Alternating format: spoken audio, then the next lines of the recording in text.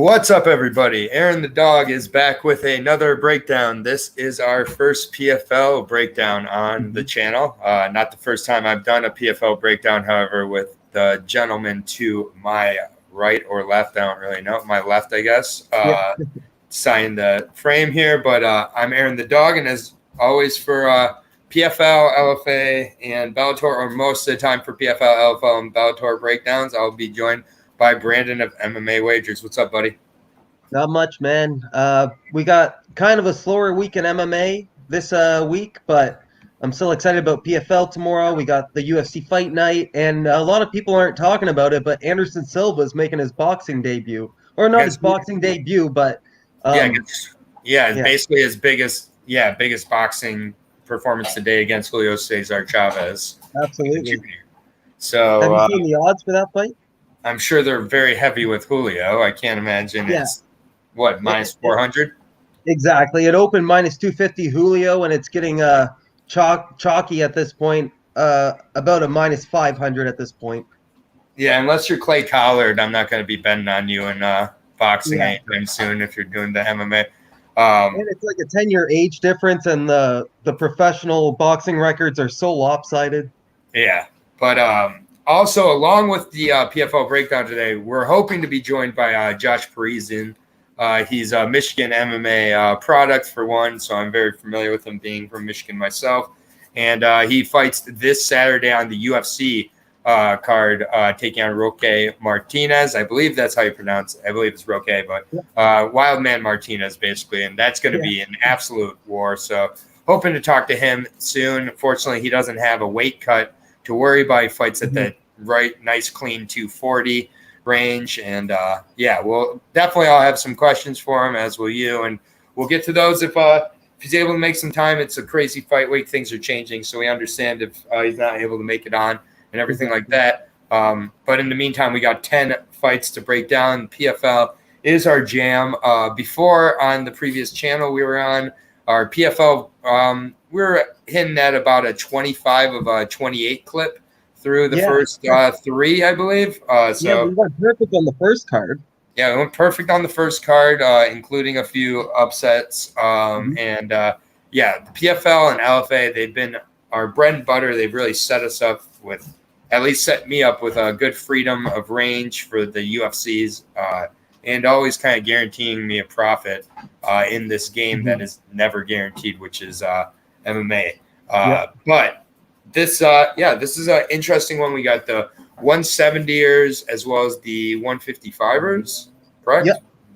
Yeah, and appreciate it, Hector. Sorry, 170ers and 205ers. Hey, Hector, where's the hot white girl? That's Bunny. Bunny, she should be joining me in the future for some breakdowns. She's probably in the comments as well, so just look for Boston comments, Hector. You can go ahead and say hello to her. But yeah, the hot white girl is joining us. You're stuck with this ugly mug today. Yeah, you're stuck with two regular white dudes, but I'll make sure to pass on the message to the hot white girl as well. But I'm really excited to break down. I'm always excited to break down the PFL. It's been pretty profitable for us, like we said. Unfortunately, they're figuring out ways, the bookies, to kind of stay ahead. So one thing that I've noticed with my book, one of my main books is Bovada. They're giving me single bets only until tomorrow when all the lines are nice and steamed.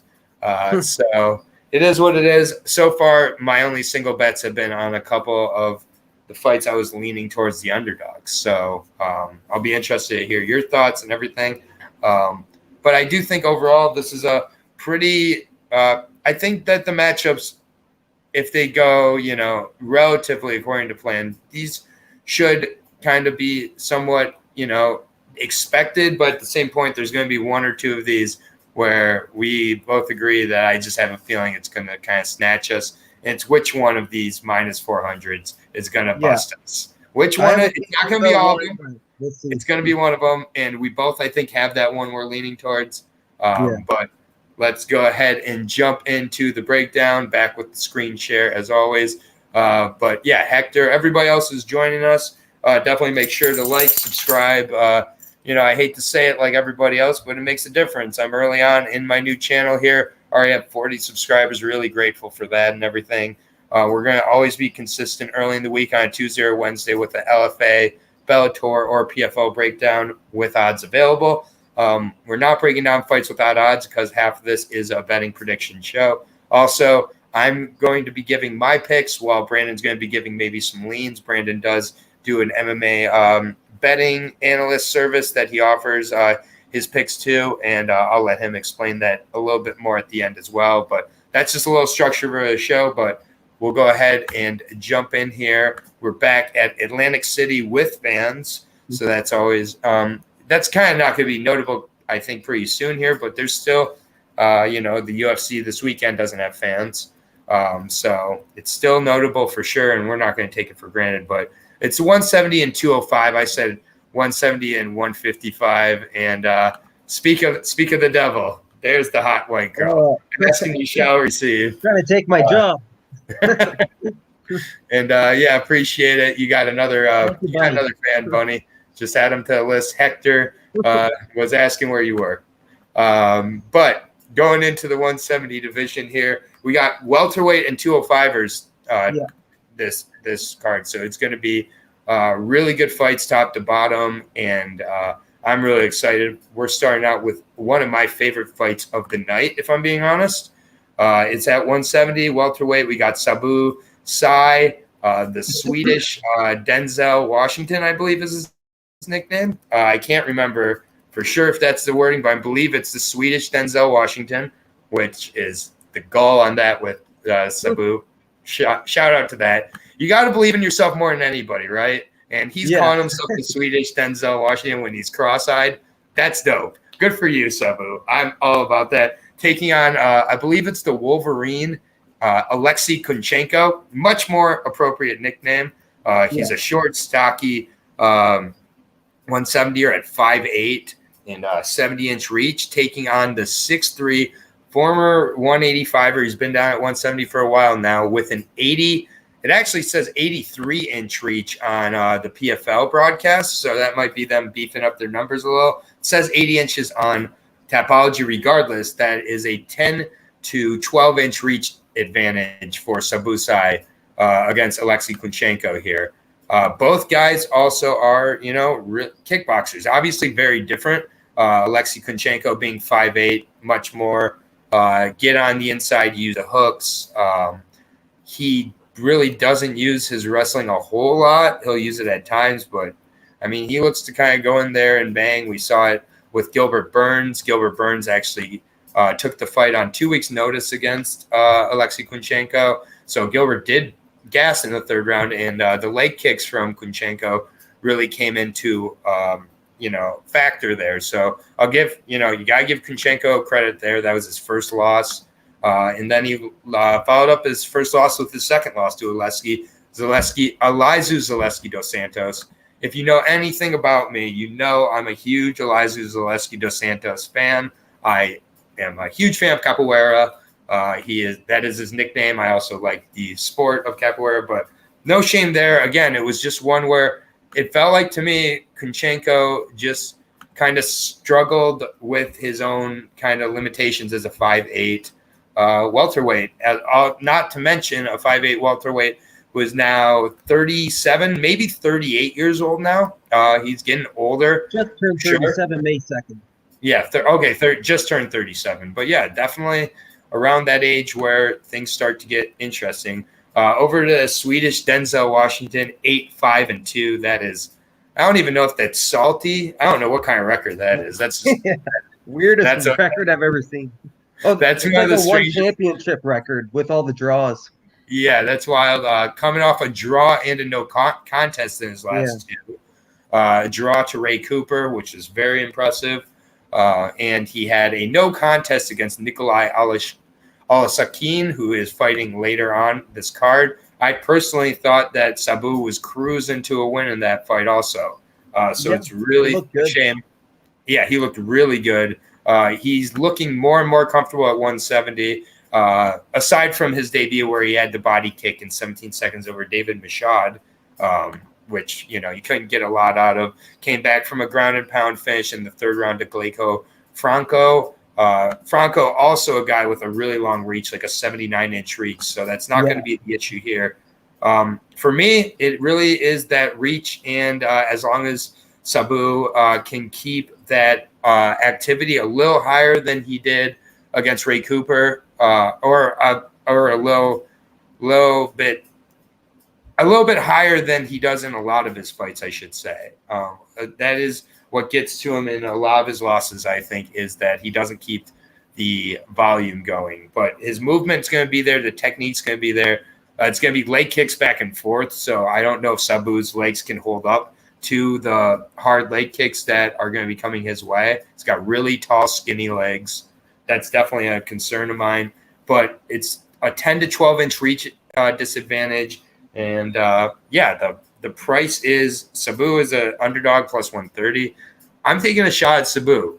I like like I said, the reach advantage. I don't love that Kunchenko's getting up there in age, and we're yet to see him rebound from a loss with a win. I get it's only been 2 straight, but that can be really difficult later on in career. But again, Sabu is also 8-5-2, so there's a ton of spots here, but a lot of those came at middleweight. He's now at 170. I really like how he's looked there, and I'm going to take the shot here on the underdog in Sabu's side. Yeah, I like this matchup. It's a well made matchup. Alexei Kunchenko was supposed to fight in the previous PFL, but he withdrew. It doesn't say why. He was supposed to face Gleison Tibau. And then Sabadu Sai was a plus 215 underdog when he fought Nikolai. And I actually had money on Nikolai, so that was a little worrisome. I think it was one. It would have been 1-1 at the end of round, or no, he might have lost that first round. It was close, but Sabu was definitely taking the momentum. But go ahead, sorry. Yeah, he didn't look like the plus 215 underdog.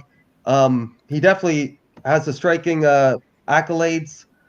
He's no spring chicken either, though. He's turning 35 this year, so it's really only a 2-year age difference.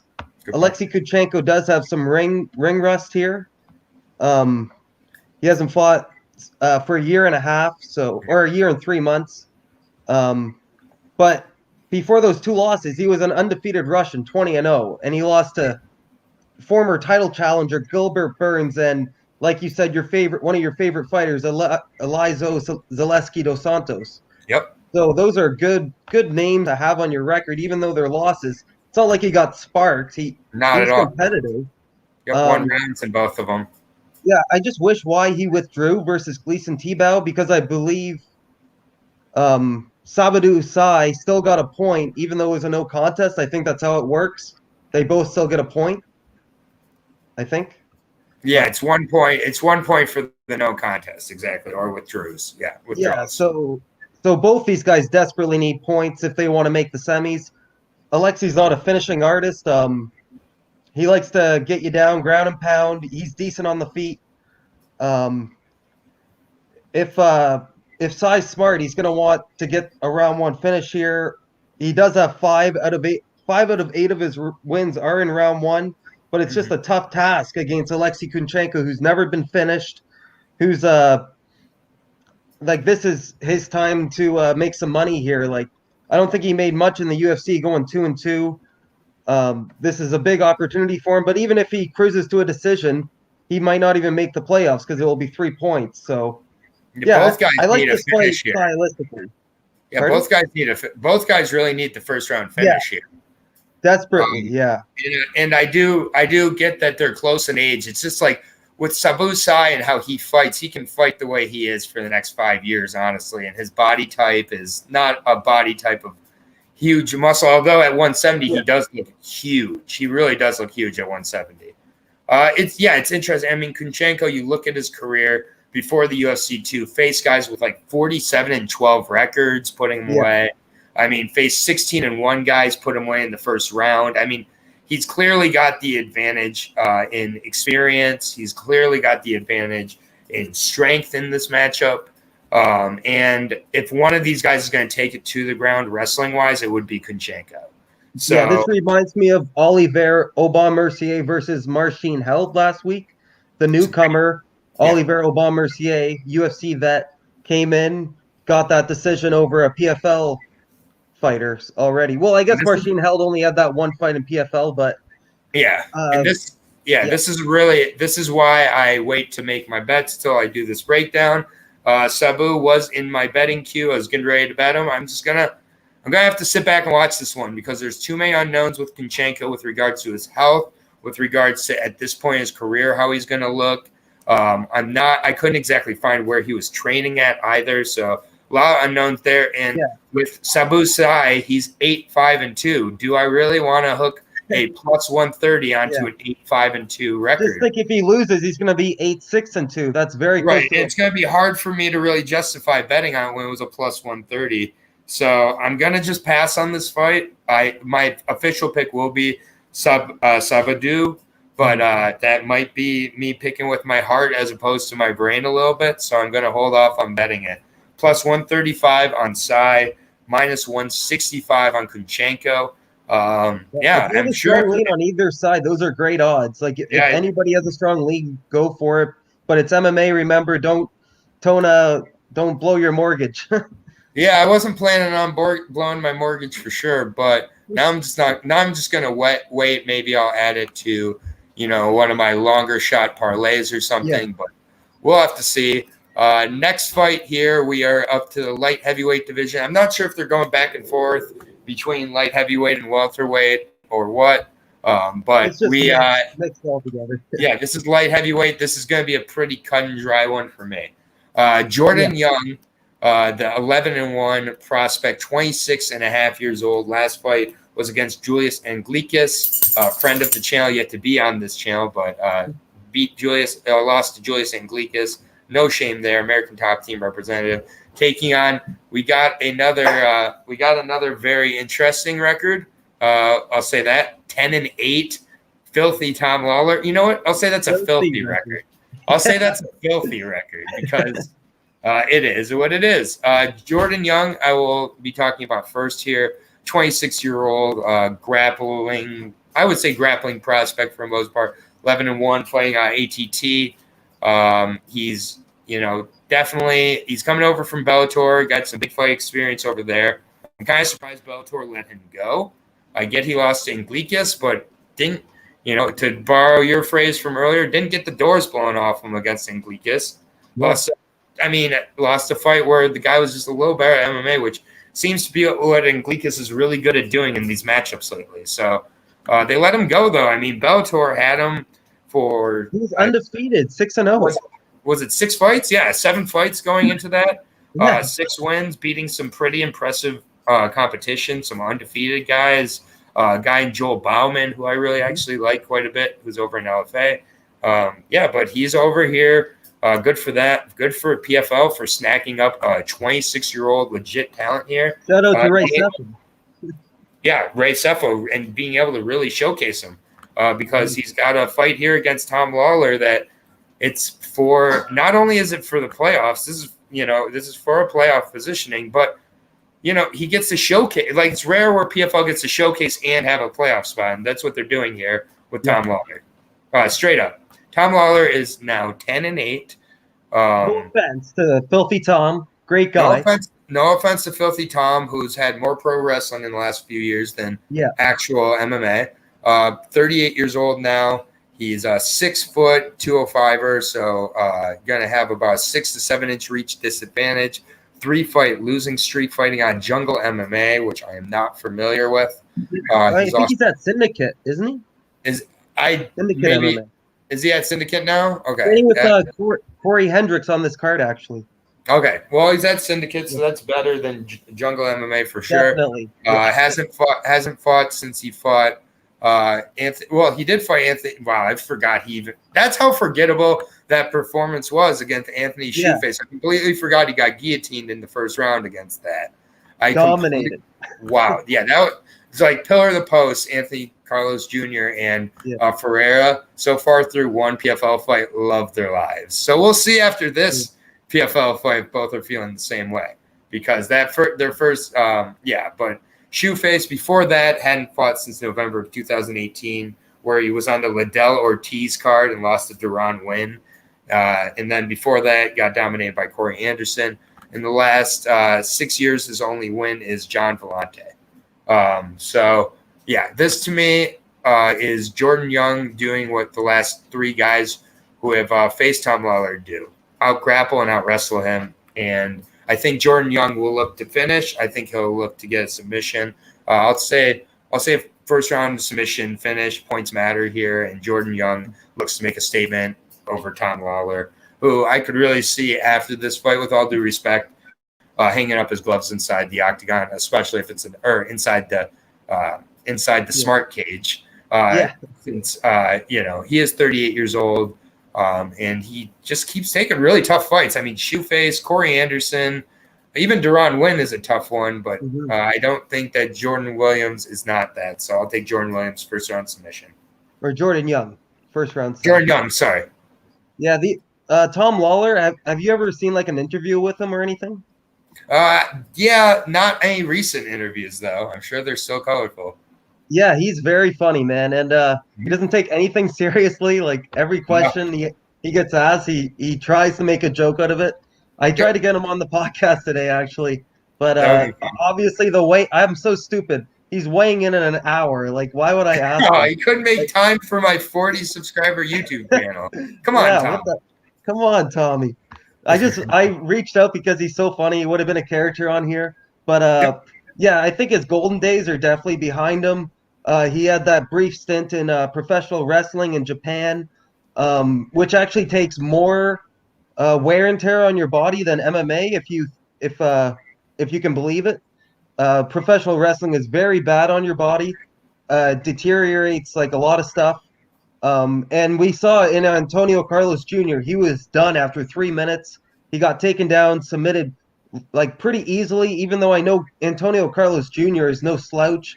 He's like he has a flying triangle submission over Gary Tonin. So getting submitted by Shoeface is no shame in that. But Jordan Young looks like a submission artist of his own. He has like 9 submissions. He's never had a knockout. 4 triangles, 2 rear naked chokes, 1 armbar, 1 guillotine, 1 darce. It's not like he's a one-trick pony.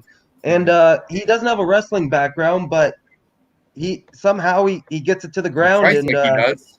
Yeah, it looks like he does have one. I listened to a podcast with him the other day, and he doesn't come from a collegiate background in wrestling. He did wrestling in high school. That's about it. But he's just a great grappler. He's not really a wrestler. He's a grappler. Mm-hmm. And Tom Lawler has been submitted a few times in his career. If you remember, Chris Weidman got that standing guillotine on him. Yep. That was a like way back in the day. But yeah, it's gonna be a tough fight for Tom here. I'm always rooting for him. I like the guy. Ultimate Fighter vet. He actually fought Ryan Bader, I think, on the Ultimate Fighter. And yeah, I'm looking forward to this fight, but it might be the most cut and dry fight prediction wise on the card. Yeah, and it's we were talking about which minus 400 was going to hurt us. I really hope it's not Young, because he's minus 380 right now. Yeah. I'm seeing up to minus 450 on some sites. You got Tom Lawler coming back. He did not fight his last PFL fight. The guy backed out last minute. Yeah. Apparently, Jordan said, Jordan Young said, your steroids aren't going to help you. Mm-hmm. And he never fought the next day. So yeah, and unfortunately, Jordan also gets punished for that. So that he got 3 points though. Yeah, but he could. I mean, that's taken away. Got 6 maybe. Yeah, I think that he was planning on getting a finish. Plus 290 on Tom Lawler. I agree. I think this is one of the more cut and dry, but we do approach another very cut and dry fight here. At 170, and it's MMA, so anything can happen. It is MMA, and Curtis does hit hard. Curtis Melender taking on Magomed Kuramov. Looks like a very hard name, but just take your time reading it, and it's not hard. You just can't rush the syllables. But I will be breaking down Curtis Melender, former UFC fighter, 33 years old now, 6'2", 78-inch reach, currently on a 2-fight losing streak. Fought Rory McDonald last time out, got rear naked choked inside the first round. Before that, fought Sabah Hamasi back in Bellator it's been a little bit of a rough run. One of his last three, one of his last five, actually, losing to Zaleski dos Santos, my favorite dude, Bilal Muhammad, then beating Moses Murrieta in his Bellator debut before losing to Sabah Hamasi and Rory McDonald, being finished by rear naked choke twice inside that range. For Curtis, it's pretty straightforward. Curtis likes to be on the feet. He likes to have space, likes to be able to be an athlete, use his kicks, use his punches. It's why he had some success early on against guys like Thiago Alves, guys like Max Griffin and Sire Bahurazuda. Just guys who did not challenge him in the wrestling, in the grappling, in the overall MMA game. When he gets challenged there, he does, for lack of a better word, seem to freeze up or get submitted. Magomed Kirimov, definitely a mainstay over in PFL at this point. He has yet to lose over here. He's been very consistent. He gets in there, mixes it up for sure. He's had some split decisions. He has had some decisions. Also had 2 guillotine choke finishes against Ray Cooper and John Howard, as well as a rear naked choke finish to Herman Torrado. It's just one of these where I definitely think that Magomed Kirimov just kind of checks all the boxes as with regards to MMA here. He has been off for a little while.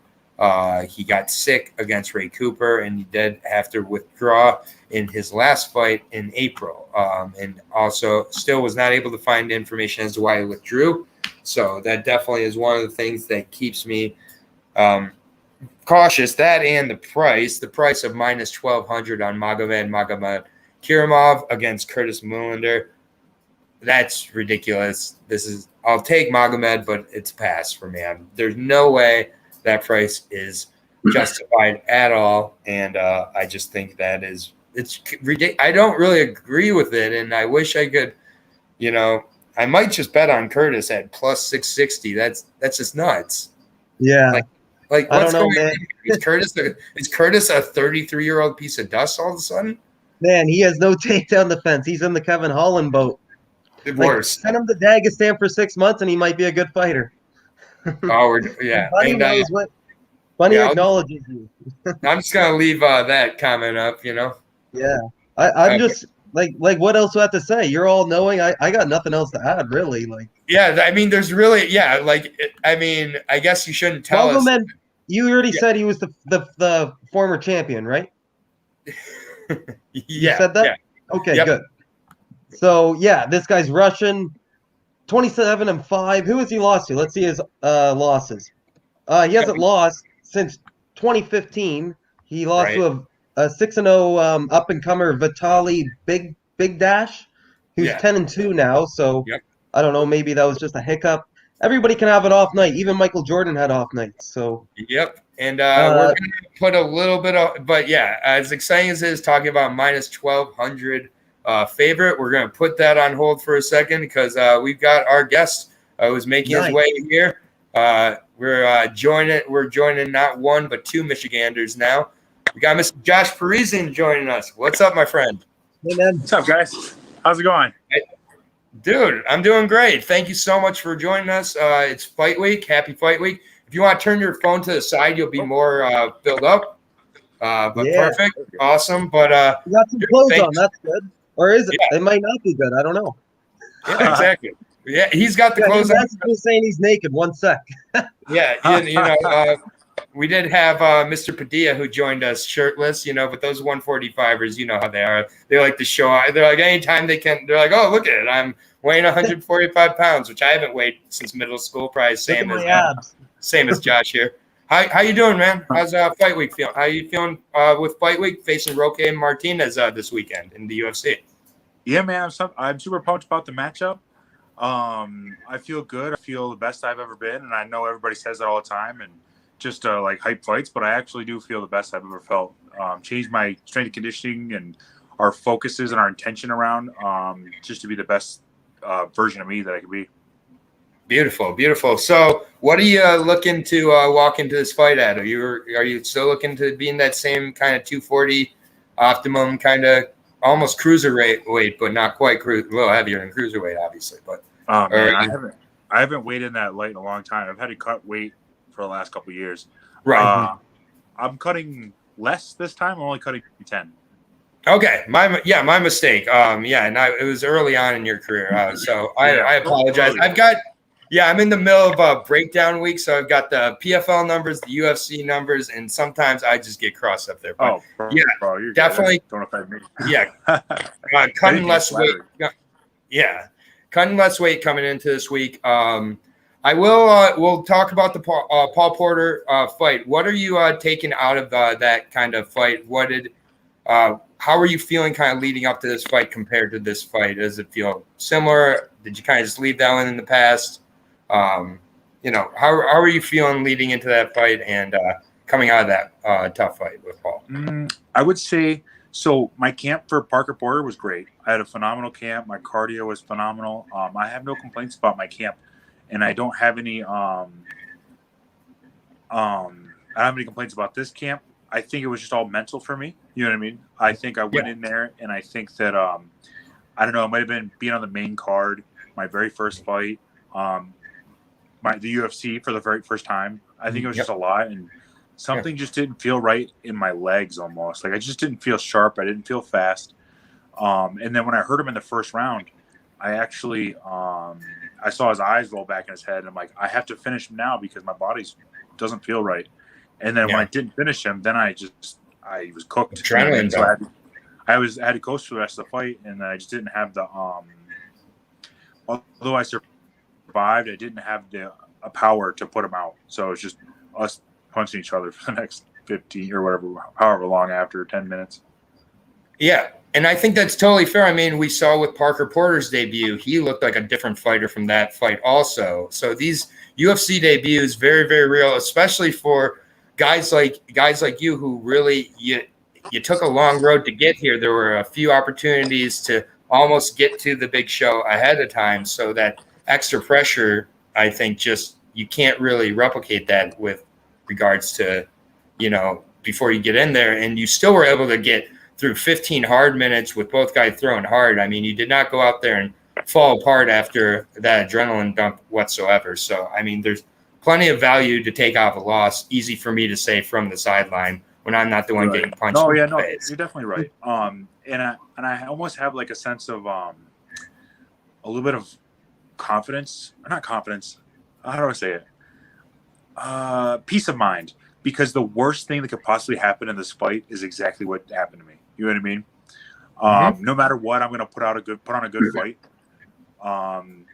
And at the end of the day, I'm an entertainer. I want to win. I want to provide for my family. I want that bonus. I want, all the good things that come with winning.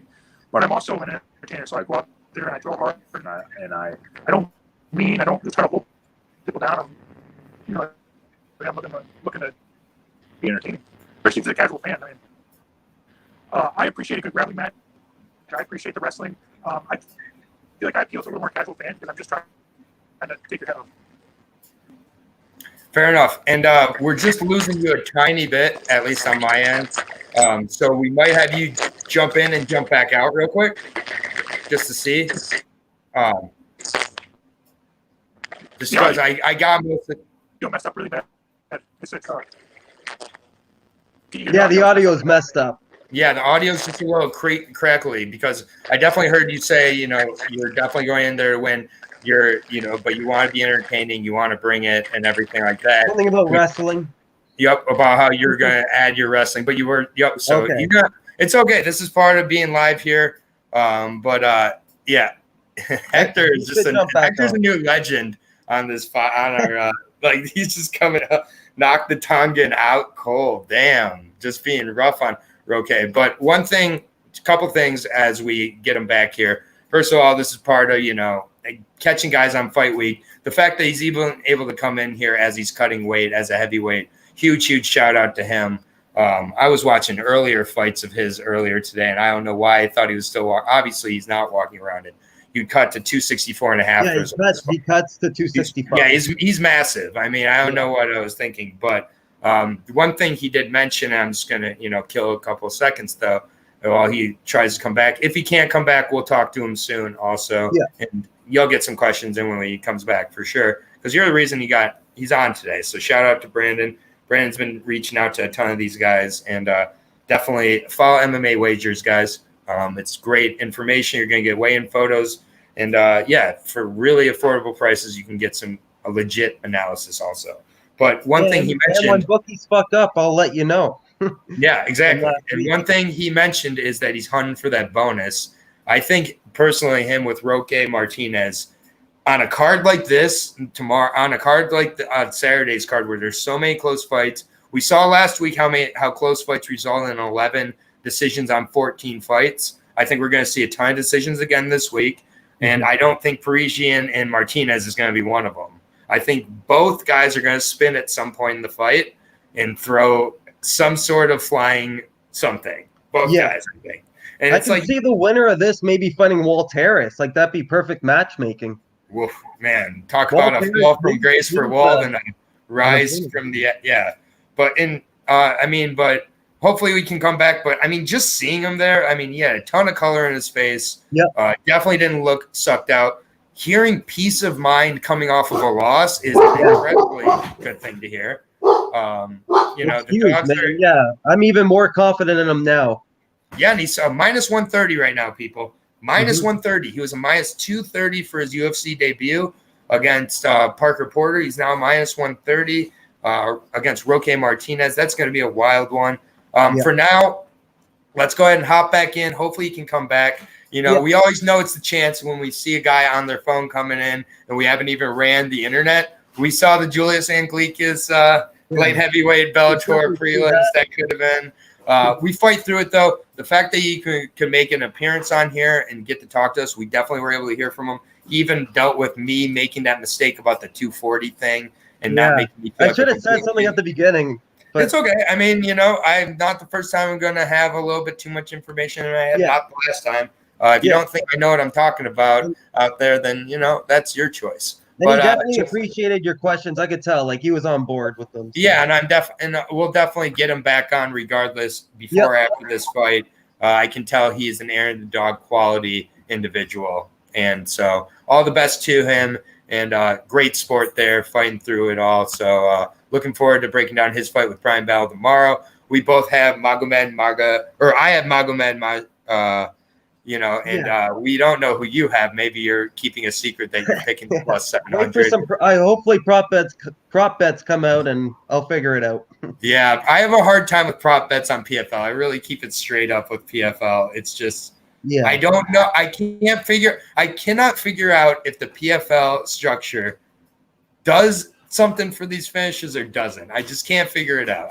I swear there's some fights it does, and I swear there's some fights it doesn't. So the real answer is it probably doesn't make a difference, but it gets in my head as a better. So I'm going to just keep them pretty straight here. Next fight here, is this the minus 400 that shits in everybody's bed? Is this the one? Because this one feels nice and cozy to me. João Zeferino, PFL mainstay staple, the Brazilian samurai, 35 years old, 5'9", 69-inch reach. I always thought he seemed small for the division. That's why taking on Jason Poine, the Amazonian samurai. I believe this is samurai versus samurai, which is interesting on Tapology. We got Brazilian versus the Amazonian, although the Amazonian is from Paris, France, and Jason Poine, 32 and a half years old, 5'11", 75.5-inch reach. And look at it. He's fighting through it here. So we are going to pause here for a second. He's smiling before he's even on, looking smooth. Hey, Josh, welcome back. That's all good, dude. My phone died. It's okay. If we had a nickel for every time we heard that. I was just, we were just talking a little more about what you said, particularly the bonus hunting aspect. You got a very willing bonus dance partner, I think, in Roque Martinez. 100%. Dude fights just like me. He's go out to throw hands, not looking to stall. I already said to Brandon just now, I'm saying both guys are going to spin and throw limbs at some point, and both guys will throw some sort of flying strike. That is my prop predictions if I could make any. And it's just like both of you guys, I think, are really matched up very well with each other. He's obviously coming off of 2 straight losses. But, again, the Dontel Mays fight, it looked again to me so far like Roque has not quite been able to fight like he did outside of the octagon. So I just, I'm curious coming into this one what adjustments he makes to, but I'm expecting to see the best version of him and you coming into this fight. I know that you're preparing for that as well. But what are your thoughts overall on Roque? Well, I do hope that he brings the best version of himself so I can maybe get a $50K bonus. You know what I mean? It's off a fight of the night. Yep. Because I'm the best version of myself for sure. As far as him, I think that he's got very tight boxing. I think obviously his weakness is wrestling. And that's something that I could exploit to win, but that's not really my intention. I'm looking to put him out with my feet. So, Brandon, I think he's a good fighter. Right. Yeah. Right. I think that's about it. That's about as much praise as the opponent's going to give him on, especially on fight week. Yeah, I think he's a good fighter, but it's like, what more do you want me to say? I'm not gonna. Brandon, any questions you have? I've been hogging the interview so far. Yeah. Josh, thanks so much for jumping on. Great to have you. So your fight with Parker Porter, that was a banger, man. Even though there was no finish, that was a really fun fight. And you said you could barely feel your legs, like you still survived those full 15 minutes. All I can think of, I know you lost, but you also won in that fight, in my opinion. Do you know what I mean? Oh yeah, all the knowledge you got. Yeah, definitely. They hooked me up. They had hooked me up to oxygen in the ambulance after. I just, I was really, really tired after. And that was at the Apex as well, right? Yeah, the ambulance came to the Apex, and yep. What else was I gonna say? But yeah, we broke a record. We have the most strikes in a heavyweight fight ever. Yeah. He landed 126. I believe you landed 100 and something, but I think. Oh, maybe I thought mine was 126 and his was 130 or 141 or something. He landed 13 more than I did. Yeah, it was very close number wise. So the unanimous doesn't really show how close that fight actually was. And I believe you knocked him down, or it was a close knockdown in the first round. Yeah. It was a great fight, man. And did you underestimate Parker Porter maybe? No. I just don't think that I showed up. The best version of me didn't show up. You know what I mean? Okay. And I don't think that he brought anything more than. I think he brought more in that fight than he brought in his last fight. You know he really impressed me in that fight too. That's the best I've ever seen Parker Porter. Yeah. I think mostly the issues of the fight were were more me. You know what I mean? It's my head, my own stuff. Yeah, and I think you learned so much from that fight. And this is your second UFC fight here. I know you're coming in. You have a strong mind. It seems like you're in the right peace of mind, like you said. And I noticed you train with a couple girls, Alicia Zappatella and a girl that just fought last week. The Bat Girl, is that her name? Yep. Yeah, that was a shady decision. It could have really went either way. I know it was only one round, so you can't really judge much off of 5 minutes. But yeah, and she ended up winning the entire show, Jessica Del Boni. Yep. So I think Tabitha Watkins does still have a bright future in this sport, and Alicia Zappatella is just killing it these days. Yeah, Tabitha got a contract still. You know what I mean? The girl that won it, one of the top girls in the nation, she had a good round with, and I think that she won. You know what I mean? And I know that everyone is going to have a different perspective on it, but in my opinion, if you have somebody in a submission attempt and they're not getting out of it, even if you're on the bottom, you have control. You know what I mean? That was like Andrea Lee versus Valentina Shevchenko's sister. Andrea Lee had her in a triangle for 5 minutes. Yeah, she ended up submitting her in that fight, actually. Yeah, but imagine if that girl gets out with 30 seconds left and lands 5 punches, who wins? Is it the person that got up and ended the round strong with 5 punches, or is it the person that controlled them for 4 minutes in a submission? You know what I mean? Yeah, I don't know. definitely the person that controlled. Yeah, That's Tabitha. what I think. Yeah, I'm excited to see her back. Like what training partners do you have? Like, do you have heavyweights at Strong Style? Or sorry, not Strong, Scorpion Fighting System? Yeah, I have Tristan Canada, who's actually here with me this Okay. week to be a training partner, and I think he's gonna be super good. So I wanted him to see everything and give him some motivation where he wants to, or for what he wants to achieve. And I've also had Jonathan Martin, who's another heavyweight, big, strong heavyweight. He just recently joined, but Tristan's great because Tristan's a little bit taller, but they're close to the same height, same striking style, same build. So it's been really nice to have him. And I didn't seek him out. It just happened he came to the gym and started training at the same time that I needed him. It was like destiny. Destiny, yeah. Does Roque Martinez, I'm just looking up here, he's a bit smaller for a heavyweight. He's 244 he weighed in last time. So you should definitely have the weight advantage. And he used to fight in Ryzen. They had a totally different rule set there. He actually has a win with soccer kicks. So yeah, you can't be doing that in the UFC. So hopefully he doesn't have like a brain fart and kick you in the head. Well, I hope not, yeah. Yeah. Hopefully you're not in a position to get soccer kicked.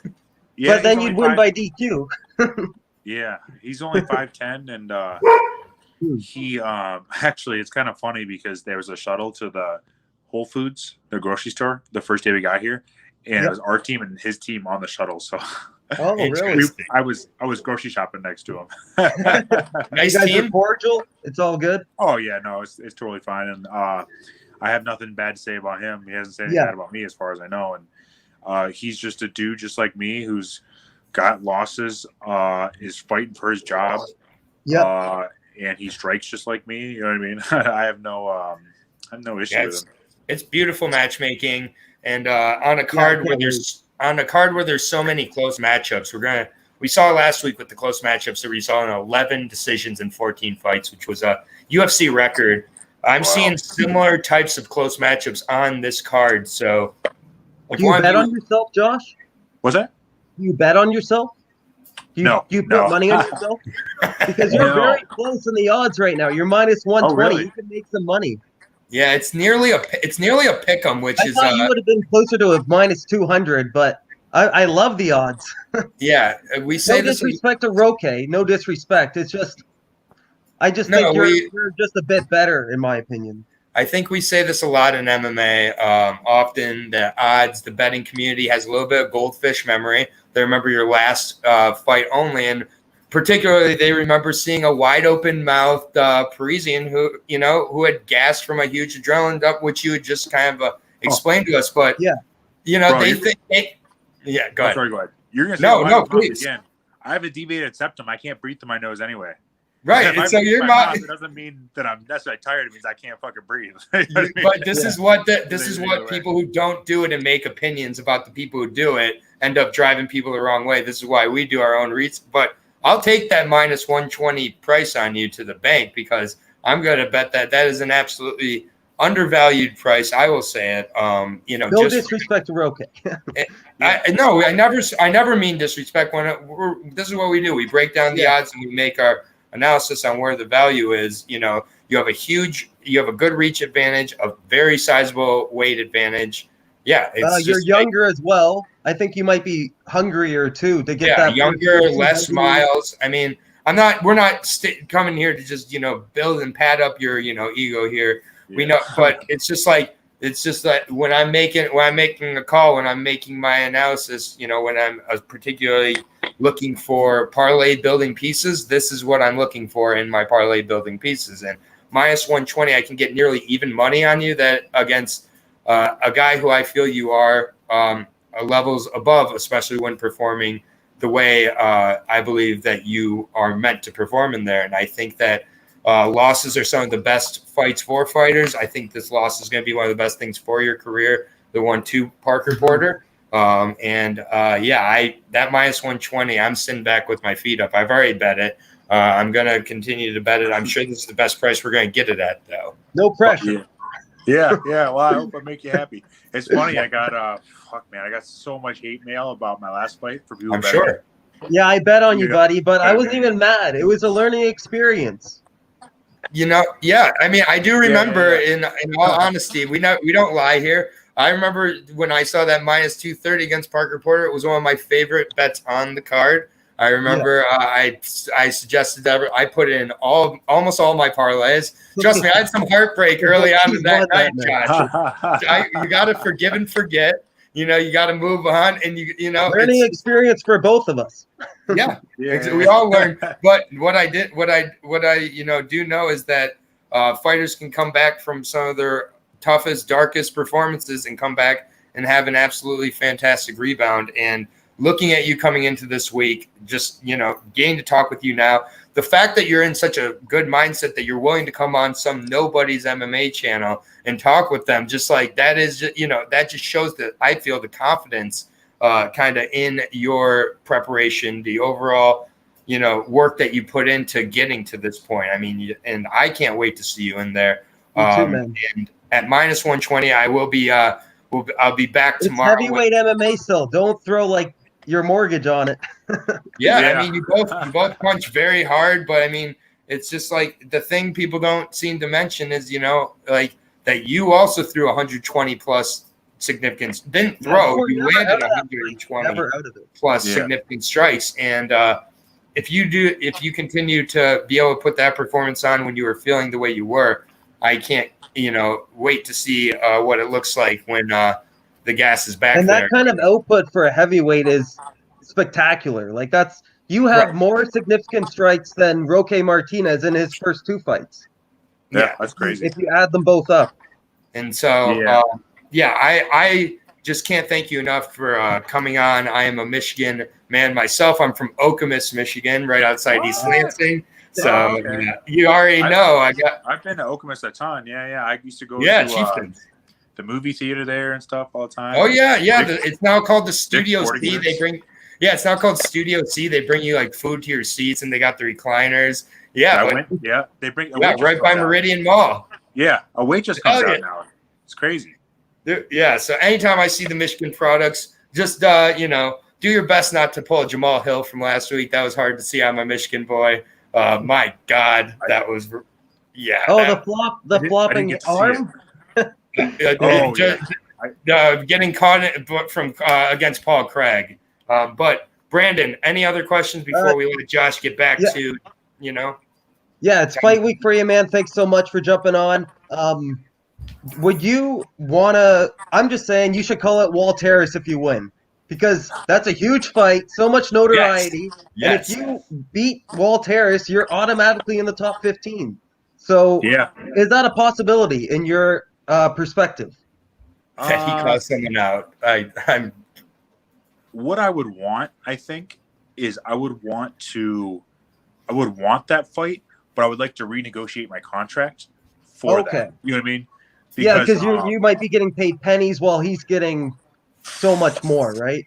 Exactly. Yeah. And it's a huge risk still. I want to call somebody out big when I get my new contract. That would be cool. Okay, good to know. I just where are you at? Where are you at with regards to this contract?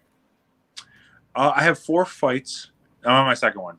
So so you're halfway through. So at this point, we're still going to get the answer of I'll just take whoever's next. Whatever they give me. The naming the fighter comes in 3 fights on the new contract. That's when we start getting to name it. So you're looking to get in there and get out and be ready maybe by the end of summer or beginning of fall. Yeah, I would like to fight really quickly again. Just get through this and then make like that 50K. Right now, that 50K. Money to survive. Yeah. First round 50K. All right, cool. So we're looking at like 3 minutes or less of Josh Parisian this Saturday. He's looking for the performance of the night. Always look for that performance of the night. Let's not get the fight of the night. You got to take too many punches and possibly be out. Let's get that performance of the night. All right. All good. And even if you do have a good win or a good performance, Dana White still slipped a little under the table for you sometimes. So I got some in my last fight. I had a feeling that was one hell of a performance, man. So I'm happy the boss man recognized that and gave you a little extra. Absolutely. But yeah, seriously, man, we can't thank you enough for coming on. Brandon reached out to you. I've definitely given Brandon credit here. I'm just a new up and cut. I just started this MMA channel last week. Been working really hard prior to this in the MMA game, though. I've been with a few other. It's like, when you're a journeyman in the MMA game. I've been a journeyman in the MMA breakdown game. I did breakdowns here, did breakdowns there, and then finally I was like, you know what, I'm ready for Aaron the Dog to have his own MMA channel. So I've just started here, but you're a part of the gang now. Anytime you want to come on and chat, we always got a spot for you here. If you ever want to join us for breakdowns, whatever it is, we are huge fans of true fighters and just truly great people on top of everything else. And, I know I just got to know you here, and but just, based on you being able to roll with the punches, deal with my air of somehow thinking you're still 240 pounds. I don't know what I was thinking. I was like, it made me feel good. I know you're flattered. You're like, I have, been slimming down. Thank you for noticing. Yeah. Not quite a limb yet, but putting up with that in all seriousness. Like I put a lot of work and effort into this, and I really respect what you do as a fighter and coming on during fight week. That I really can't thank you enough for that. I'm humbled. So thank you so much. Thank you for having me. I appreciate it. All the best. I look forward to continuing to talk to you in the future here. Yeah. Looking forward to breaking down your fight again tomorrow night with Brian Pooh Bear Battle. He's been on The Ultimate Fighter. Don't know how he does on that yet. He's still in, so fingers crossed he's going to eventually be your UFC. You're talking to an Ultimate Fighter vet right here. Yeah, and then Ultimate Fighter vet. Yeah, and Josh, he's like, yeah, well, let's not talk about that. We're ending on a good note here. We got a lot of free food and drink that. Again, sometimes Brandon doesn't always know the right things to say, like bringing up that right now. But tragic experience for me. Exactly. Yeah. That didn't happen. Last fight didn't happen. It's a new day, Josh. Seriously, thank you for joining us. And we'll be in contact soon. You want to drop a social media for anybody to follow you? It's just Parisian MMA for everything, and Twitter is just Josh Parisian, I think. Perfect. Maybe Josh. Dude, seriously, thank you so much for joining us. This is huge for me, and I look forward to having you on in the future. And we'll see you this Saturday. Get that 50K, man, and hopefully, be safe out there. Make you some money too, man. I appreciate it. Hey, more importantly, make yourself that money. If you get that 50K, we all gonna be all right. And I look forward to talking to you soon, man. Buddy. All right, all the best. Peace out. Thank you so much. Awesome, dude, just awesome. Like seriously awesome. I never get sick of talking to good people. Again, shout out to Brandon. You're the reason that happened. Making things happen like this. It's what we do. We'll go ahead and hop back in here. What's that word? It's surreal. It's surreal. Yeah, it's surreal. I'm never going to get sick of talking to these guys. Just keep adding murders to like my friends list here. Between Brian Battle, Fernando Padilla, Jillian Robertson, Josh Parisian. Hopefully we can get Elisa Zapatella on there. Get the Michigan products, keep them coming in. Thank you, Hector. I mean, that is all Brandon. I wouldn't have even thought to reach out to him, but dude, he was in great spirits. Had a great. Well, he's a heavyweight, right? I know he still cuts weight. Dude, he's still cutting 11 pounds as a heavy. That's not easy. Fat people. Like, don't eat as many cheeseburgers. I'm just saying, like, he's coming up. He's coming on to total respect, 100% respect for that man. Yeah, and just to finish up the Joseph Farino, Jason Poine. I got. Real quick, Jason Poine, 20-13, 32 years old. He's got the 75-inch reach, so he does have a 6-inch reach advantage. He was taken down pretty quickly by Ray Cooper and just put away. So, we don't really know too much about him other than prior to this, we weren't quite sure if he had the caliber to kind of hang with the rest of the guys in this PFL, in the 170 at PFL. Joseph Farino came in, had a really out of Renzo Gracie. I had a really impressive decision win over Gleison Tibau where it just was never in doubt. Looked to be able to handle the strength of Tibau with no problems here. I just think he's going to out MMA Jason Poine. I'll take Joseph Farino here. I think Joseph Farino gets the finish. However, I'm not exactly sure how. I think it could be submission. It could be by sub. It could be submission. It could be by sub. It could be submission or punches. Could be a He has had both. He has had both finishes. I'll say another submission loss for Jason Poine, though. I just think that is the clear route to victory here. Yeah, this must have been a kickboxer that transferred into MMA because he sure fights that way. Yeah, like he's got no grappling, and I don't know why PFL. I think they had a lot better fighters to pick from, but Jason Pinot, maybe they're trying to get a European, a Frenchman on there to get more audience, a larger fan base. But yeah, he just looked very lackluster versus Ray Cooper. Ray Cooper didn't even have to land a punch. He literally just instant takedown, like arm triangle. It was James even the Toney wrong way. It wasn't even the right friggin' way to do an arm triangle. It looked like James Toney on the bottom. He looked like James Toney on the bottom. Yeah, yeah, exactly. Slimmer James Toney. But João Zeffirino's been in the game so long now. Yeah. Since 2005, he's been competing 16 years. He's still only 35, so he's been doing this since MMA wasn't even popular. Back when he was 19, when nobody even knew you could make money off MMA. So he's a lifelong vet. That Gleason Tibau, I thought he actually won 30-27, but it was 29-28. Oh yeah, I couldn't believe when they announced that. I don't know. I don't know how Tibau even got around. No. Bojan Velikovic, he beat Yuri Villapor, Paul Bradley, that standing knockout, that brutal knockout, man. I'll never forget that. He's a killer. He hasn't lost in a while. And listen to this. Jason's been submitted 11 times. 11. Yeah. And I'm going to set Brandon, I'm just going to set up the next fight because I just got to go. 11. João Zeffirino, 15 submissions. Jason Pinot's been submitted 11 times. Do the math. Yeah. And I'm just going to set up the next fight because I just got to go drop off a dog real quick because I run a dog business and they're here early. But Martin, Hamlet, Nielsen versus Cory Hendricks. This is a fight that I have some thoughts on, but you can go ahead and kind of lead up and I'll be right back. Yeah. Marcin Hamlet really impressed me in his PFL debut. I didn't really know what to expect, but he did his thing. Let's see here. It was against Dan Spahn. Dan Spahn we'll be talking about in a couple fights. He's fighting. So Marcin Hamlet ended up submitting Daniel Spahn second round arm triangle, I believe. Let me double check here. Yeah, arm triangle. Just got to get to the research. So yeah, he's a European, Marcin Hamlet, fighting out of Norway. He did lose to Modestas Bukauskas, who's in the UFC.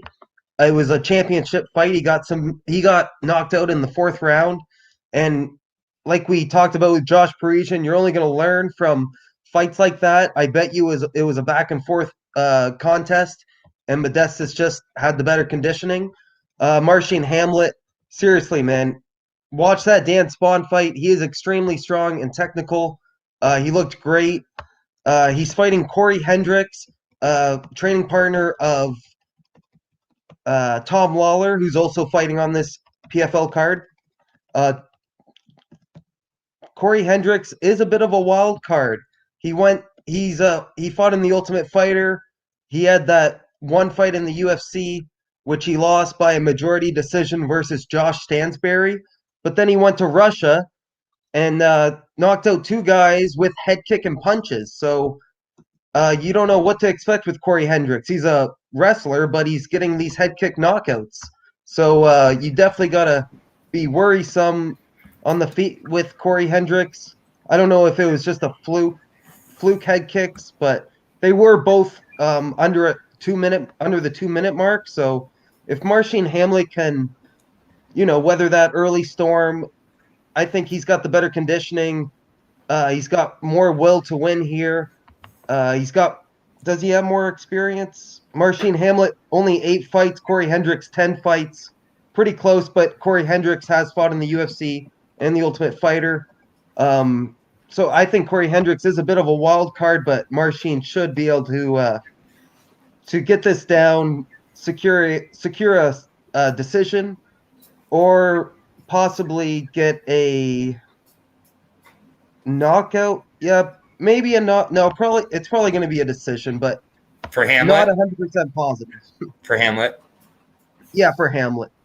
Yeah, this is one that definitely right off the bat, after getting so excited about hitting Hamlet as an underdog against Dan Spahn, and sometimes you can really fall in love with those underdog picks. I mean, Hamlet looked incredible though. He looked so big for the weight, so filled out. That's one of my kind of questions here right off the bat is how big is this guy getting in between these two very short weight camps? That's my first. That's my first concern. Yeah, weight cuts. Exactly right. Weight cuts. Exactly. That's my first concern here. And Cory Hendricks, he's he's out of Syndicate MMA. He's a decent sized light heavyweight for sure. He weighed in for 209 in his last fight, however. Yeah, according to Tapology, weighed in at 209 last year in November for his last fight. So I don't know how much weight he's cutting. So there's a weight cut question on both ends for me on this fight, especially in a fight that I expect to be very grappling and grueling heavy. I think both guys are going to. I think it both was a catch weight though, Aaron. That's why catch weight. Oh, okay. Yeah. But yeah, that so for the most part, he didn't make the 205 mark or 206. Okay. Yeah. So for the most part, it looks like Hendricks should be able to make the weight. Hendricks kind of mixes it up, throws up kind of some ugly head kicks, and they've been effective. So I wouldn't really be betting on a head kick knockout here of Hendricks here in the Hamlet fight. I just wonder if Hamlet, the two weight cuts really close together, could kind of be a little bit of an issue if he gets a little bit finishing happy after that last arm triangle of going too hard for it, maybe gassing early. These are maybe all things I'm just using to overthink this fight. Yeah. I mean, Cory Hendricks, even on The Ultimate Fighter, he's just like, he's a scrapper, man. Against Khalil Roundtree, he was not supposed to win that fight and just found a way to get the fight to where he needed to get to and, got the finish. And Luke Barnett as well. Luke Barnett was and I believe that was in England as well. So, like really impressive. I don't know. I think that I understand why the prices moved towards Hendricks slightly in this one. Hamlet minus 225. I agree with that price. But I really do see a route where Hendricks pulls the upset here. I think Hendricks could have a gas advantage for sure. I think he could make this a really kind of dirty dog fight. And on the feet, I think he has a huge advantage. Definitely a wild card. Yeah, and he's a wild card. He hasn't fought in a year out of Syndicate. And Hamlet has all the momentum and all the excitement in the world after that. Very exciting performance against a very different type of guy in Daniel Spahn, who is basically a boxer who is fighting in MMA. Yeah. So I'm going to go Hamlet, but this is one that I initially was very confident on, and I'm a little bit cautious. I feel like Hendricks could be one of those dogs to really come through. Yeah, the weigh-ins are going to tell us a lot. They're actually on in 22 minutes. Yep. So we can. I get the hint. We can keep moving through. We're already over an hour in between this and the Josh Parisian interview. So yeah, I think there's a few fights here we can kind of go through, anyways. But we both do have Hamlet. We're both very, very cautious on him. It's interesting. Both guys are big guys, and it's just the two weight cuts close together. That's a question I have for a few guys on this card. Yeah. Next fight, Vinnie Maguiles versus Antonio Carlos Jr., also known as affectionately as Shoeface. Mr. Maguiles, former, was he one-time or two-time PFL finalist? Do you know? One time. He was one-time PFL finalist against Sean O'Connell. And then came up short, kind of one of the MOs for Vinnie Maguiles throughout his career. When he's in those big situations, he comes up a little bit short. 19-12 will do that for you for Vinnie Maguiles. Now 36 years old, 6'3", 75-inch reach, fighting out of Extreme Couture, Brazilian Jiu-Jitsu black belt. However, the Brazilian Jiu-Jitsu hasn't been going too well lately. He had a knockout loss in October of 2019 to Rashid Yusupov. which was his last MMA fight. Then between that, he has had 5 grappling bouts, one of which was a draw, a few decision losses, and an OT loss, and also lost to Craig Jones by tap. So the grappling hasn't been going great either. Definitely seems to have a gas and chin issue between the Sordy fight and the Sean O'Connell fight as well. Yeah, it's been rough for Vinnie. I'm just not sure how committed he is to the MMA game at this point. Facing a fellow black belt and a stud in Antonio Carlos Jr. that we've been very, very high on and talking about earlier. 11-5 Antonio Carlos, 31 years old, 6'2", 79-inch reach. So there's a reach advantage coming off that guillotine. First round finish of Tom Lawler, just a dominant performance overall. Shoeface has faced a ton of really good talent throughout his UFC career as well. And I just don't think that Maguiles is really too committed to the overall MMA game at this point. It seems like for Maguiles, if he can't get in there and like pull guard or get to the ground very quickly and get a submission in the first round, I just don't see his route to victory here. I think this is clear for Shoeface. I think that either guy gets a submission. It's definitely a statement in the jiu-jitsu and MMA game, but I'm going to take Carlos Shoeface. I don't need to worry about props, I guess. I'm not sure if he finishes it or not. I think it's a pretty dominant performance. So I would lean towards he does finish. Vinnie Maguiles, but Shoeface for me. Yeah, Shoeface is definitely in a better spot here than Vinnie. Antonio Carlos Jr., Shoeface is in his prime, 31 years old. We got the counterpart, Vinnie, who's getting up there in age. He turns 37 July 2nd, so next month he's going to be 37. He's just a one-round fighter these days. I find he gasses very easily. I don't know if he's taking his conditioning seriously these days, but he just seems like a one-round fighter. Vinnie Maguiles, he used to be one of the best. He's also an Ultimate Fighter vet. He was 3-0 in the Ultimate Fighter. Did he win it? I don't think he won. No, he lost. He lost in the finals. He lost in the finals. That's what I was saying. Finals and finals, he loses in the big moments. Big fights. But Not that this is a big fight, honestly, no. But he's going to lose it. He's lost by 6 knockouts too, which is very concerning. I know Antonio doesn't even have a knockout on his friggin' record. Good guy to get your first knockout against. Might be. We saw Chris Wade do it last week, which that was insane. That standing knockout, the head kick, that was awesome. The underdog that everybody was on in Chris Wade. Yeah, Can anybody explain to me those odds? Thank you, sports bookies, because that was awesome. Even Kenny Parker, or whatever that fake bookie that they have talking, even he picked Chris Wade. Even Ian Parker knew to pick man. He's been on point, actually. He does the podcast with Kenny Florian and John Anik. He knows what he's talking when you do podcasts, you can really start to read odds well.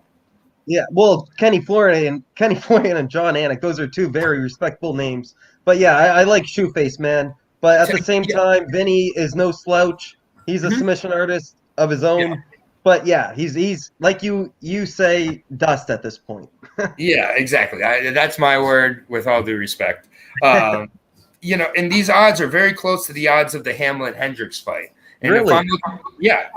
We got a minus 255 on Antonio Shoeface Jr., Carlos Jr. Plus 195 on Vinnie Maguiles. I just think Vinnie's not Ian Heinisch. He's not Uriah Hall. He's not Brad Tavares. No, all those guys would beat Antonio Vinnie as well. Right, and this is just for me, this is a spot I feel much better in the position as opposed to Hamlet versus Hendricks. So $1,000, how much would that get you? So $1,000 on a minus 255. Yeah. 100 on a minus 255 would get, or 100 on a minus 255 would get you. So you just times that. Yeah. Okay. I got it right here. Actually. Yeah. No, it's $250. 250. Yeah, $255. I was just overthinking it. Sorry. Yeah.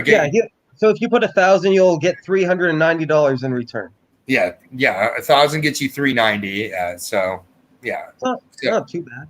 It's not too bad. And if I'm comparing the two, I think Carlos Jr. is not going to be submitted here. I think exactly. And Vinny's not going to win a decision. Vinny's got 18 out of 19 finishes. He's only got one decision win. Yep, man, I could not do that math on the spot there. I was like, $250. Like, I don't know. They just put it in when I enter it. Jeez, that's what weed does to you.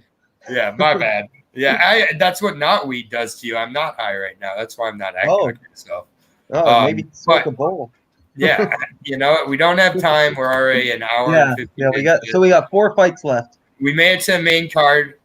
Main card starting at 9 p.m. on ESPN 2, or 8 p.m. I'm sorry, I'm not sure, but I know it starts at 5:30 on ESPN Plus. Hector helped us out, eh? He said 400-ish. Yeah, and I know it starts at 5:30 on ESPN Plus. Then they have that weird break before the main card. Yeah. So I think it starts at like 9. They do that. Yeah, it's the worst. But the first fight on the main card, I'm super pumped for this one at 205 between Cesar Ferreira and Chris Camozzi, my boy, Chris Camozzi. Two former UFC fighters at different weight classes when they fought there. Chris Camozzi, 25-15 now for the 34-year-old, fighting out of Genesis Training Academy in Lakewood, Colorado. Coming off a really impressive, but it was a loss to Emmanuel Sordi, but he pushed Sordi to the brink. And it was like Brendan Loughnane versus Tyler Diamond. Very good comparison. Yeah, exactly. Like a really, really good fight. I was impressed with both guys, but more so with Camozzi for sure. Definitely showed that he had made the transition back from kickboxing and was taking it seriously. He took a lot of exhaustion in that fight, but he didn't take a lot of like hard damage. And so I do think that he comes into this fight relatively sharp, not having to cut a whole bunch of weight to get to 205 at this point, I would imagine, Camozzi, but looks like a good size. Cesar Ferreira, it just seems like no matter what weight Cesar Ferreira's at, he's going to be cutting weight. So I do believe he's still cutting weight to get to 205. Looks like an absolute specimen, as always. Had a really good debut. 14-8, however. 6'1", 36 years old also. So fighting out MMA Masters, though, very good gym. Knocked out Nick Muffin Top Rorick in 37 seconds. That was a fight where you saw before it started who was going to win. It's not often you can do the bodybuilding thing. What were the odds for that fight? Like that was a steal. Yeah, it was an absolute steal because Rorick was being talked about as given a chance. Cesar Ferreira was a -190 coming into that fight. Wow. Coming off of losses to Ian Heinisch and Marvin Vittori. And he got to go down to Nick Rorick. And you just saw from the first punch, Nick did not know how to take a punch from Ferreira, and he just got absolutely mollywopped. We obviously both bet Ferreira that fight. Absolutely. But I regret not betting more. Yeah, no matter what you bet, it wasn't enough when you get to that fight. This is going to be a much more challenging fight for Ferreira, in my opinion. So, we really didn't learn a whole lot about him from that fight other than that, he hits hard and he's an athlete.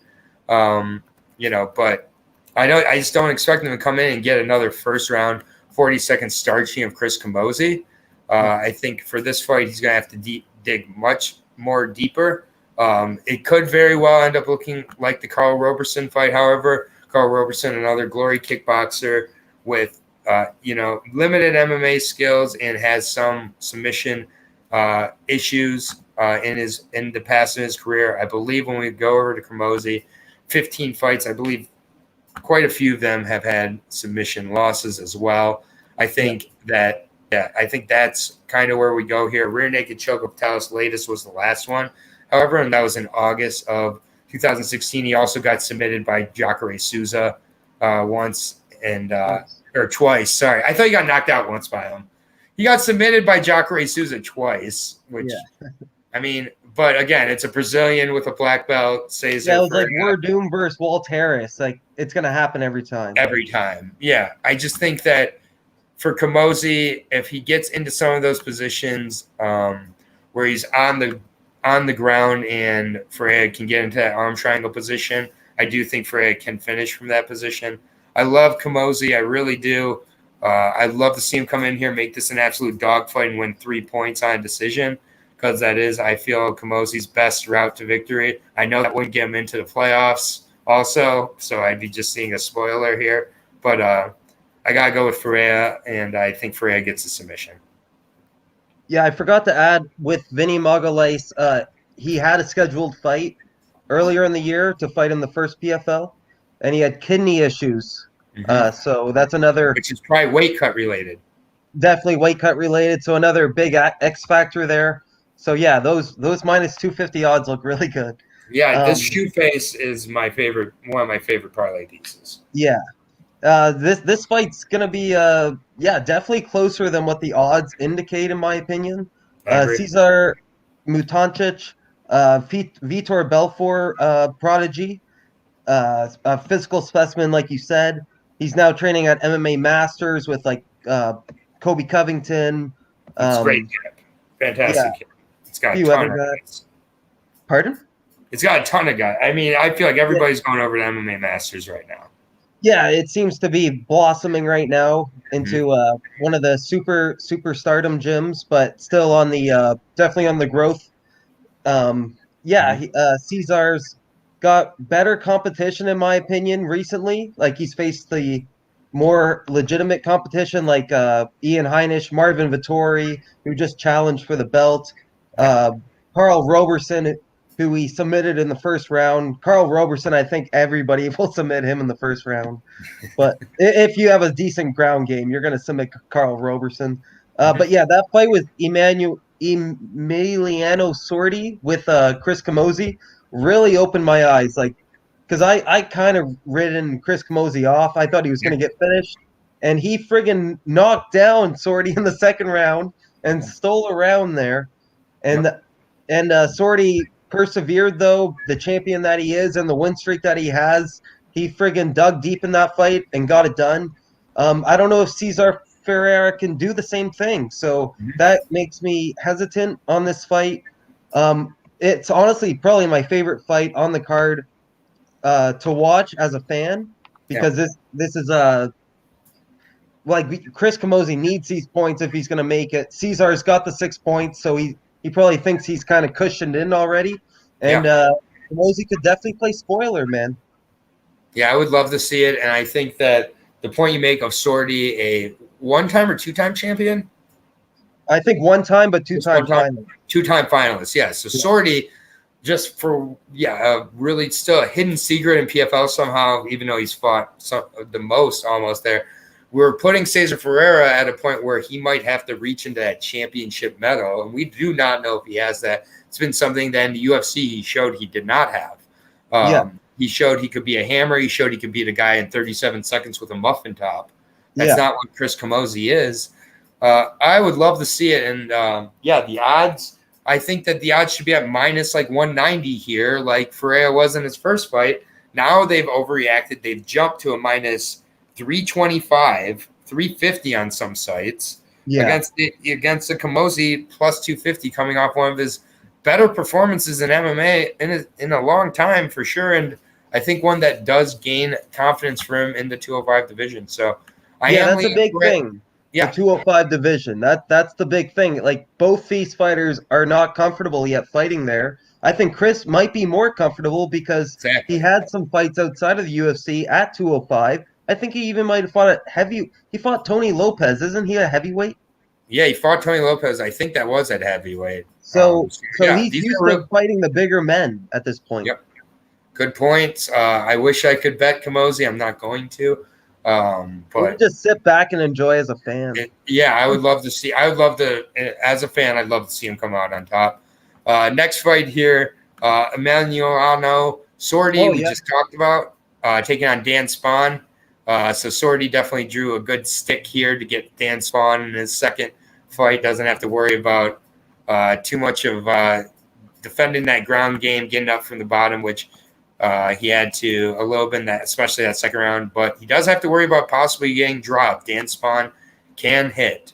The Dragon, now 36 years old, 6'4", 77-inch reach, good size for the Ohio native, fighting out traditional martial arts, or fighting out Ronin Training Academy.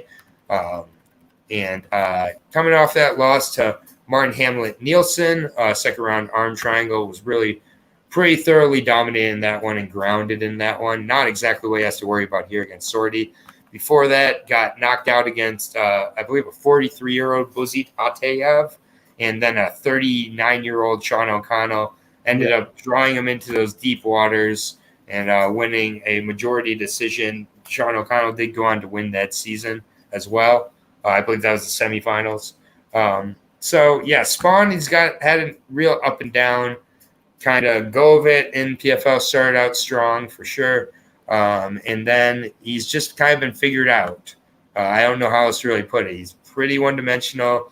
Doesn't throw a lot of kicks even with his stand-up. It's just a lot of good punches. He definitely can drop Sordi, but I think Sordi is the better guy on the feet and going to be able to kind of stay out of range of kind of those slower arm throw hooks that sometimes come from Spahn. Spahn's getting up there in age a little bit. And I think Sordi definitely coming into this fight much more sharp. He's only 30 years old, 6'2", same reach, and just aware that everybody has a real legitimate shot. I think that he learned a lot from that Chris Camozzi fight, that he can't just come in there and assume that after one round these guys are going to wilt, or that I think he's going to be more focused for this one. I think Spahn has the worst striking defense of the two, but if Spahn catches him, he can put anybody away. And if he catches Sordi, who was caught pretty recently against Camozzi, maybe he has an impacted chin and could put him away. So, I mean, there's a real puncher's chance here. Spahn hits like a heavyweight, and as long as he's on his back, he's very dangerous. And I don't see Sordi putting him on his back, so Sordi will be in danger at points in this fight. But I'll take Sordi, and I'll take a second round TKO. Yeah, this is another solid matchup, I guess. Dan Spahn kind of disappointed me. I did have him against Marcin Hamlet. Maybe I underestimated Marcin Hamlet. I didn't realize how much of a good grappler he is. He's kind of like Ryder last night, the Rhino. I know Ryder didn't really look the best, but no. Marcin Hamlet, seriously, he reminds me of a Rhino. He's going to go in there and just stick you to the fence and drag you to deep waters where a lot of fighters are tested, and some make it, some don't. So Dan Spahn did not make it. He's 36 at this point, but at the heavier weight classes, you can kind of get away with that. He has been knocked out 3 times, once as a professional, once on The Ultimate Fighter, and once as an amateur. So he does have a bit of a chin issue. Even though he got submitted last fight, he's on a 3-fight losing streak. I always mess up the name. Emiliano Sordi. He's on a really good winning streak, man. 6 or 7 wins in a row. Yeah, 3-8, but He-Man is on a 6-fight win streak. And he's in the prime of his career, only 30. I think the Chris Camozzi fight, that was his very first decision win. Other than that, he's finished every other opponent. So I like how he has a loss to Ryan Spahn on the Contender Series. Yeah, so good opposition that he's losing to as well. And the Bazagit Atev fight, he's actually avenged that twice. So Bazagit Atev actually might have got his number once, but Sordi has his number now. And I just think he's on another level. He's in his prime. Dan Spahn, 36. We're not going to see new wrinkles in his game at this point, in my opinion. Dan Spahn, where is he even training? Ronin Training Center? I think, I just think this Argentina is on another level, but anything can happen. The knockout. I like the knockout prop or the inside the distance prop. Yeah, the odds are all over. They're -400 to -500 for Sordi. Yeah. plus 300 odds for Mr. Spahn. If you want to throw down a little on Spahn, he's got a puncher's chance. But that's what he's got about just about everybody, and he's been able to cash that before. So, but I do like Sorty here, but that price is a little bit too much for a guy who recently got knocked down by Chris Camozzi at 205 and is back fighting. So, just be cautious there. It's a price that you don't need to force it at. We're on to the co-main event. PFL, by the way, Sorty 7-1. Yeah, so he's definitely like. He's super comfortable in there. We're at the co-main event here at welterweight, which is a really good fight, interesting fight between Ray Cooper III and Nikolai Alasakin, the Russian, 30 years old, fought Sabadu Sai in his PFL debut, 5'9", 74-inch reach, 26-5 record, currently on a 7-fight win streak with the no contest thrown in there.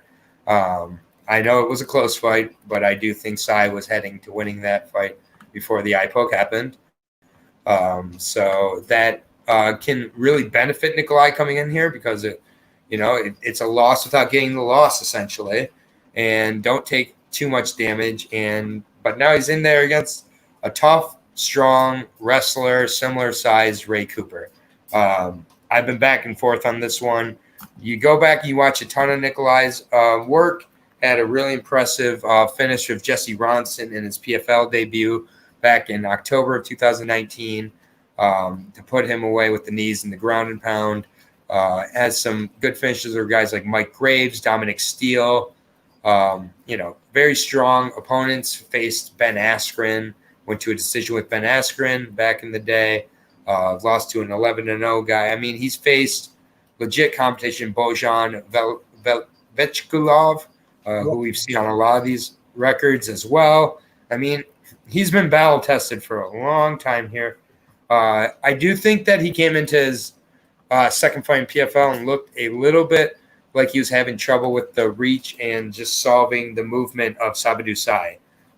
Ray Cooper doesn't have reach, doesn't have movement. He's going to go in there, plant and throw, and look to wrestle as well. I do think Nikolai's takedown defense, from what I've been able to see in some other fights, is very, very strong.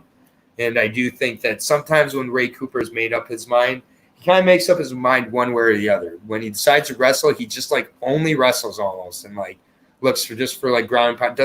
Has trouble mixing up all the aspects. It's either a wrestling game plan or that, stand in the phone booth and bang game plan. While Nikolai, I think he just fights on the spot, whatever he feels instinctually, he's gonna do. Yeah, exactly. And I think sometimes he gets onto one instinct and just kind of stays on that track. Yeah, no game plan. Just I think Nikolai clearly does have a game plan, and I think that he struggled to execute against an 83-inch reach in Sabadu Sai. I think that we're going to see a much more free striking here and a similar type of reach to what Nikolai is more used to. Ray Cooper, I believe, is 5'8", and if I'm not mistaken, 28 years old, 5'7", 70-inch reach. So there's a 5-inch reach advantage for Nikolai here after he just had a 9 to 10-inch reach disadvantage in his last fight. I think we're going to see a much better Nikolai. I think it's going to look I think that it's going to look similar to the Jesse Ronson, where he really uses those knees, gets inside with it. Maybe has to stuff a few takedowns early, so I want to see the takedown defense to, fully feel good about it. But I've got to assume the takedown defense will be there. For Ray Cooper, the more this is a thinking man's fight, the more I'm confident in Nikolai. In this fight, I'm going to take Nikolai here. I've had a peek at the odds. I was really, interested to see what they would be at, and I feel good with where Nikolai's at still. I just think overall he's faced a really high level of competition. Maybe not better than Ray Cooper, but definitely a similar level of competition. They both beat. Sure. I get Ray Cooper 3-fight win streak and Nikolai not looking that great against Sabadu. This is a very different matchup here, and I just like Nikolai to rebound. So I'll take Nikolai to win this. I think this is a close fight, though. I could easily see it going to a decision. I think these guys cancel each other out in a lot of ways. 27 versus 30, you're seeing guys improving still. This is a high quality fight. I think this could have been the main event. Personally, just between the two of them, but great fight. I'll edge Nikolai though for a decision. Yeah, this is definitely a close fight, man. Other than the first fight between Sai and Kuchenko, this is another coin flipper. But I hate saying coin flipper fights. It's just Ray Cooper he's a finisher, man, by nature. 21 out of 21. I don't think I've ever seen a fighter with those stats. 21 out of 21 finishes. Yeah, that's so impressive. 21 in round one. That's impressive, eh? That's crazy. That's hammer shit right there. Yeah. Is he a nail though? What happens when he's the nail? Yeah, he's been knocked out twice in his career. Nikolai has never been knocked out, but he's been submitted 3 times and he's lost by 2 decisions. But you're facing Ray Cooper, so you can take that decision method out. After 20 plus fights, I think it's safe to say that Ray Cooper is gonna live on his shield, or win on his shield, or die on his shield. So yeah, I agree. I think the best bet, if you can get it, is fight to not go the distance. Nikolai is not a finishing artist, but Ray Cooper has also been knocked out and 4 submissions. He's only lost by 1 decision, so Nikolai has won 14 out of 25 of his wins are coming inside the distance, so that's 56%. It's unfortunate he got that no contest. His last fight, he was a minus 270, but he was on his way to losing, right? So yeah, exactly. It's hard to gauge Nikolai at this point. Like, I'm still not extremely comfortable putting like a good bet on him, comfortable bet. But Ray Cooper has shown up and delivered multiple occasions. Yeah. I believe he's cashed as an underdog before. No, his odds are really juiced, actually. Like minus he 600, doesn't usually minus cash. 700. He cashes as a huge favorite. Yeah, like the best I can see is he did cash as a minus 180. Maybe that was to win the last year's PFL. David Machad, I believe. Yeah. So he was only minus 180. Yeah, and so, but Nikolai here can't rest on a decision. A decision won't make him into the playoffs. So there's that pressure. Ray Cooper's got the 6 points, so right. But he's still going to get his win bonus, so he might just be looking at it that way. I don't know. Yeah, but I mean, for Nikolai, I think that first and foremost, he's worried about the win. He knows if this goes to a decision, that it definitely is going his way. So, but I did look at the odds too, and on a card where you can't really find underdogs, Ray Cooper is a fan favorite, and I think he might be one of my favorite underdogs on the card. My 2 favorite underdogs on the card, even though I'm not picking Ray Cooper, is Ray Cooper and Sabdu Sai. Okay. The 2 closest. I like those guys, and then I like Cory Hendricks also. I just feel I got a weird he's feeling definitely about a wild card. I got a weird feeling about Hendricks as well. Head kick, round 1. Hey, you never know. There's going to be one of these that we're sure Chris on. Camozzi, I think, is the one we both agree on that is the most lopsided, that it shouldn't be lopsided. Yeah, those odds are most off, but I still do lean Ferreira. I'm going to let you tee up the main card and drop off another dog here, and I'll be back in 2 minutes. But Rory Mcdonald, Gleison Tibau, 170 main event. Yep. Let's go. Rory Mcdonald, fellow Canadian. He used to be known as the next George St. Pierre, but he's his own identity, Rory Mcdonald is just, he's one of the most technical fighters you'll see, one of the most savage fighters, and he's probably the favorite to win this tournament. If there are odds available to win the entire tournament, I would say Rory Mcdonald is definitely up there. Probably number 1. He's facing another UFC vet in Gleison Tibau. Gleison Tibau gave Khabib Nurmagomedov arguably his hardest fight. A lot of experts were saying that could have went either way. I honestly haven't watched it since it happened, so I can't give a good opinion, but Gleison Tibau is definitely no one to underestimate. Even though he has been a lightweight for a long time, he's making his way into the welterweight rankings. He beat Will Brooks by a guillotine. He lost to João Zeferino his last fight, 29-28, but Aaron and I both agreed it probably should have been 30-27. I just think Gleison Tibau is a little too old at this point for high-level MMA competition. The game's always evolving, and I just can't see Gleison evolving any more than what he has been so far. He turns 38 next month, and 38 at lighter weight classes is really worrisome. They really slow down in the what's that called? Like your reflexes slow down. Everything kind of slows down. You're just not the same fighter than you were 3 or 4 years ago. And Rory Mcdonald is arguably in his prime, 31 years old, training out of Sanford MMA, one of my favorite training camps right now. Sanford MMA is killing it. Henry Hooft is a genius. Whatever he's doing, it's just he's making fighters' careers blossom, and he's also, the fruits of his labor, right? He's enjoying the fruits of his labor, and Rory Mcdonald is just on another level here. He's going to be bigger, more technical, younger, hungrier. He's got a family he wants to provide for. Gleison Tibau is just, he like 5-6 years ago it would have been a way closer fight, but it's a different ball game. Father Time's undefeated, and Rory should cruise to a decision win here, or possibly a submission. I don't know. It's hard to say. Yeah. But yeah, I like Rory for sure. Yeah, no kidding. I mean, you just talked about a minus 1100 Rory Mcdonald, which let's just talk about that right Somehow away. I did that. Yeah, I don't know how you talked about that long. Fast switch, slower. Yeah. Yeah. I mean, Gleison Tibau without steroids is slower. Gleison Tibau without a lot of things is slower. And this guy, if you don't think this guy is a former steroid user, look at him. Tell me this guy didn't cheat at some point in his career. He's probably on steroids right now. Yeah, exactly. Good point. So, watch out, Rory.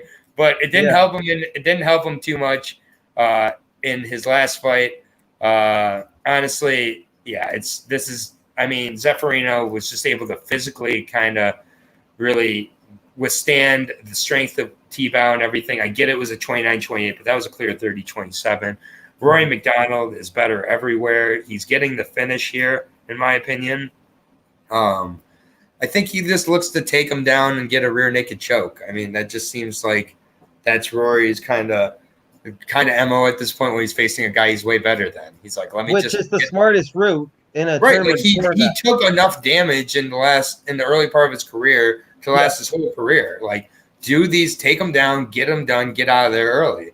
Like, and get to fight Jason Poine maybe, and get another finish at some point. Like, it would, it's just, I don't mean to not give Gleison a chance, but I really don't give him a chance. I'm not betting a minus 1100. The only bet here, I agree with Hector. The only bet is Rory finishing. Yeah, Gilbert Burns got him in a rear naked choke. Tony Ferguson. Yeah, it's happened. So. Yeah, exactly. I mean, that's. I think Islam Makhachev was able to knock him out. So I think that's Islam Makhachev. Deteriorating too. I think that's Islam Makhachev's only KO of his career. I mean, Rory has his choice here. I think Rory gets another quick 6. I think he's going to end up with 12 points through 2 fights. Yeah, it's just hard to say he's going to get a finish. I find these fighters that move up in weight class are more durable. But you're saying it's a grappling way to finish. Yeah, I don't think it's a KO. I think it's like grapple and just rear naked choked. Yeah, definitely. If he can get the takedown, secure it. But we know Gleison is a good wrestler himself, so it's just it's not like for sure he's going to finish, but definitely win no matter what. I think. Yeah. But do you agree that Gleison had probably the best fight with Khabib Nurmagomedov? I mean, I wouldn't say it was the closest. Yeah, it was definitely the closest. I mean, he's the only guy in Khabib's, I think, entire career, but definitely UFC career, who stopped every takedown. Yeah. So, I mean, there is 10 that. years ago, though. Yeah, that dude is not walking through the door. And it's just like constantly bringing up with Michael Johnson that he rocked Khabib. Like, it's like that. Yeah. Or Alex Gustafsson almost beating John Jones pile. Like, we can put all these mythical performances that never were replicated into one big pile of who gives a fuck. Yeah. What about that Nate Diaz almost knocking out Leon Edwards? Yeah, who cares? That was sick, though, man. Like that. I was making food. I'm too much of a purist to see a potentially rocked finished opponent be wasted because you point at him for 30 seconds. Yeah, he's a dumbass. Like, go. Dumbass. Yeah, that's crazy. And then afterwards, if it was a real fight, I won. That kind of shit makes me want to vomit because it's like, this is a real fight. We're in a sport of fighting. He won the sport of fighting. So, but anyways, shout out to Josh Parisian. He popped in a couple times through the breakdown, and we got to chat with him. He's looking very confident and, more importantly, healthy leading into this one. Shout out to Hector, everybody in the comments, that hot white girl, Bunny / Boston comments. Maybe get her on next week with us. Yeah. We'll definitely be getting her on soon. She's very busy herself, but yeah, for Aaron the dog, for Brandon of MMA Wagers, check out Brandon of MMA Wagers at MMA Wagers on Instagram or Brandon Piper on Facebook. Yep. But yeah, for Aaron the dog, for Brandon, we're out. I will be back tomorrow with Ryan Pooh Bear Battle, hopefully at 8 p.m. Eastern Standard Time to break down the UFC. I'll try to get some stats going. Yeah, and Brandon will be in the stats. But for Aaron, for Brandon, keep taking care of each other out there and cash those bets. Thank you so much for joining me. And please subscribe if you have not already. Thank you so much. Have a great day, everybody, and keep taking care of each other. Peace. Peace, boys.